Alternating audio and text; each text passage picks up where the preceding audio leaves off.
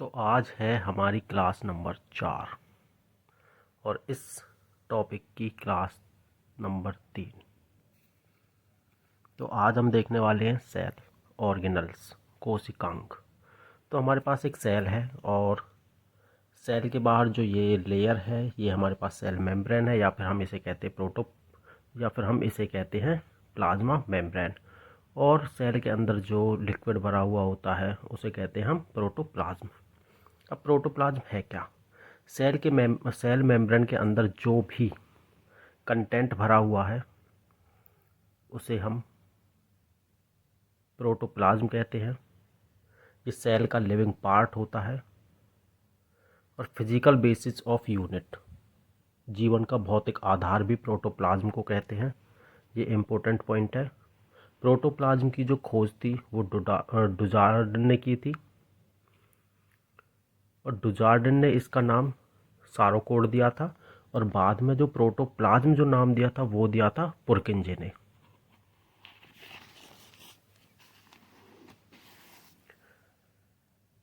ये अभी देखा हमने जीवन का भौतिक आधार प्रोटोप्लाज्म। ये किसने कहा था? ये कहा था हेक्सले ने। इसमें सभी जैविक क्रियाएं होती हैं, विटल एक्टिविटीज होती हैं। इसमें 80% भाग पानी से बना होता है। प्रोटोप्लाज्म लिक्विड होता है और सॉलिड होता है। सॉलिड पार्ट को ऑर्गेनल्स कहते हैं और लिक्विड पार्ट को साइटोप्लाज्म। हम पहले देखने वाले हैं इसका solid part. Solid organelles. Organelles हमारे 3 टाइप के होंगे: without membrane, single membrane bound और double membrane bound. Without membrane bound है जो हमारा राइबोसोम्स है, जिस पर कोई भी कवर नहीं होता है, वो है राइबोसोम्स। इसके बाद देखेंगे हम डबल मेम्ब्रेन। डबल मेम्ब्रेन में हमारा कौन सा है?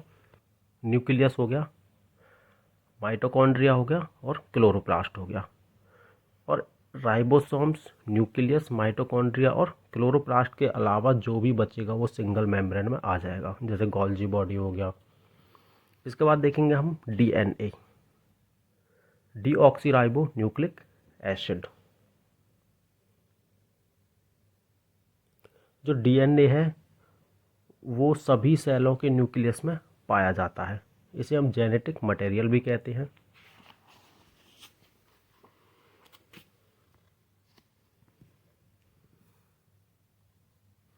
जो डीएनए है न्यूक्लियस के अलावा कहाँ कहाँ पाया जाएगा? माइटोकॉन्ड्रिया और क्लोरोप्लास्ट में।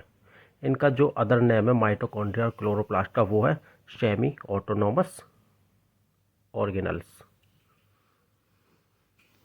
और इनको और नाम से किससे जानते हैं? Prokaryotes and eukaryotes. अभी हमने देखा सॉलिड पार्ट, अब देखते हैं हम लिक्विड पार्ट, साइटोप्लाज्म। सेल के अंदर, कोशिका के अंदर जेली की तरह दिखाई देने वाली संरचना, ये जेली जैसा पार्ट होता है, सेल के अंदर होता है। और इसमें अवायवीय श्वसन होता है, एनएरोबिक श्वसन होता है। 90% पानी से बना हुआ होता है, इसमें पानी भरा हुआ होता है 90%। जो साइटोप्लाज्म की जो खोज की थी वो की थी हमारी रॉबर्ट हुक ने। जो इसका नाम साइटोप्लाज्म नाम रखा था वो रखा था रुडोल्फ वॉन कॉलिकर ने। इसमें तो जो इम्पोर्टेंट है कि एनएरोबिक रेस्पायरेशन किस में हो रहा है? साइटोप्लाज्म में। अब कुछ ऐसे हैं जिसमें एरोबिक श्वसन हो रहा है, एरोबिक रेस्पायरेशन होता है माइटोकॉन्ड्रिया में। मांसपेशियों में भी एनएरोबिक अवायवीय श्वसन होता है। साइटोप्लाज्म सभी प्रकार के सेल में पाए जाते हैं, चाहे वो एनिमल सेल हो, प्लांट सेल हो या फिर माइक्रो ऑर्गेनिज्म हो, सभी में पाया जाता है। लेकिन सेल वॉल है जो बहुत ही कठोर होती है।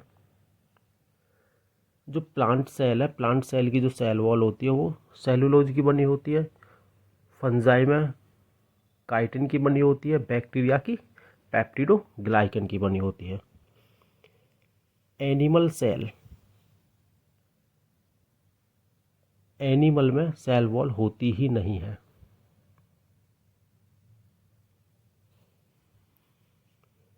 एनिमल सेल तथा प्लांट सेल में जो मेन डिफरेंस है वो है सेल वॉल का।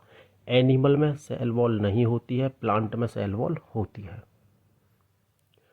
जो हमारा एल्गी है वो एक प्रकार का पौधा है, प्लांट है, तो प्लांट की जो सेल वॉल है वो हमारी सेलुलोज की बनी हुई है।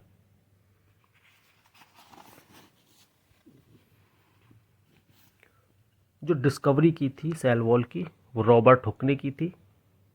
सेल वॉल का कार्य किसी भी सेल को प्रोटेक्शन पहुंचाना है।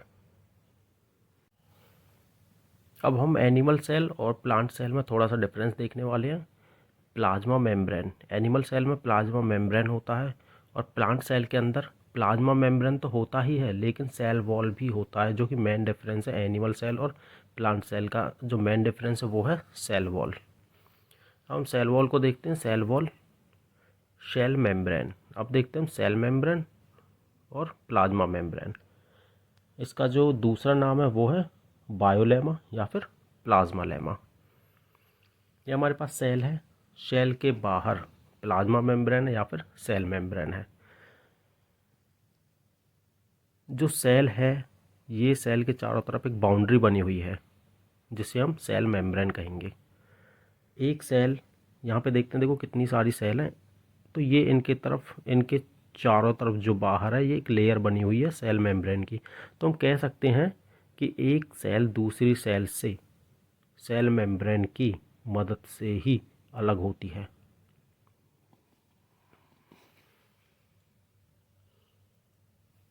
और जो सेल मेम्ब्रेन है ये एक जिम्मेदारी लेती है कि हमें कौन सा मॉलिक्यूल सेल के अंदर भेजना है और कौन सा वेस्ट मटेरियल सेल से बाहर फेंकना है निकाल के। तो सेल मेम्ब्रेन को इसलिए हम सिलेक्टिव सेमी परमेबल मेम्ब्रेन कहते हैं। ये सेलेक्टिव सेमी परमेबल मेम्ब्रेन की तरह वर्क करती है। इसमें ऑस्मोसिस और डिफ्यूज़न है। ऑस्मोसिस लिक्विड का आदान प्रदान करेगा और डिफ्यूज़न गैस का आदान प्रदान करेगा। इसके बाद देखते हैं हम फ्लूइड मोज़ेक मॉडल।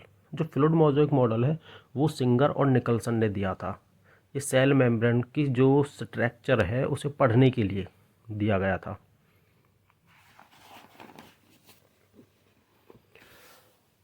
जो सेल मेम्ब्रेन की संरचना है उसमें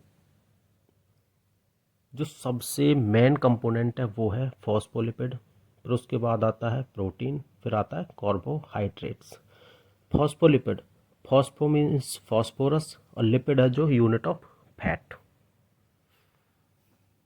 अब फॉस्फोलिपिड को देखते हैं। फॉस्फोलिपिड मॉलिक्यूल्स, इसमें एक हेड है और एक टेल है। टेल हमारा हाइड्रोफोबिक और जो हेड है वो है हाइड्रोफिलिक। फिलिक मीन्स लविंग, जो जल की तरफ, जो पानी की तरफ अट्रैक्ट होगा, वाटर की तरफ अट्रैक्ट होगा। और जो हाइड्रोफोबिक, फोबिक मतलब फोबिया मीन्स डर, जो पानी से दूर भागता है। अब जो सेल मेम्ब्रेन है वो बाई लेयर्ड है स्ट्रक्चर में। ये इधर हेड है, इधर ये टेल है, इधर हेड है और इधर टेल है। तो ये बाई लेयर्ड स्ट्रक्चर हो गया। अब अगर हम देखें तो सेल मेम्ब्रेन है हमारे पास, ये हेड, ये टेल, और यहाँ पर कुछ ये डॉट डॉट सी बनी हुई है कार्बोहाइड्रेट्स होती है और इनके बीच में, दोनों के बीच में भरा होता है प्रोटीन। तो ये स्ट्रक्चर होता है जो इसे कहते हैं हम सैंडविच लाइक स्ट्रक्चर। अब इसके बाद देखेंगे हम माइटोकॉन्ड्रिया, और इसे हम देखेंगे कल।